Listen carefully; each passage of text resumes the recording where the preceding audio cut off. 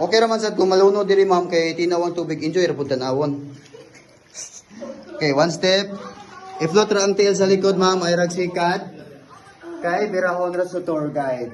Ang iyang yung buhaton diri ma'am magpa-literal ra gid mo, literal na pabigat sa buhay. Ayan na guys. Ito na yung mga person na gasto today, sumada later or 20 later. Ang mga pabigat kung taga Sibong kauban diri.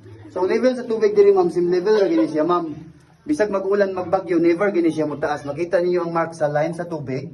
In ana na siya ma'am. So, safe ra jud eh. Safe ra diri ma'am. Kay kung di kay bulo mo lang ngoy, pwede ra gyud himuon og karabaw ang tour guide. Samaan ni so gihimo na gyud ang tour guide guys. At ang tubig sa diri ma'am di sa iyog tugnaw kaayo. Kay healing water ang tubig diri ma'am.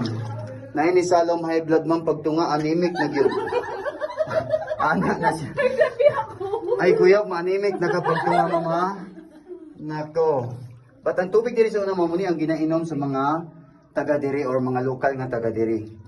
Kay tubod ni siya nga tubig ma'am or spring water ni siya ma'am. Kay ang tubig diri flowing ma'am.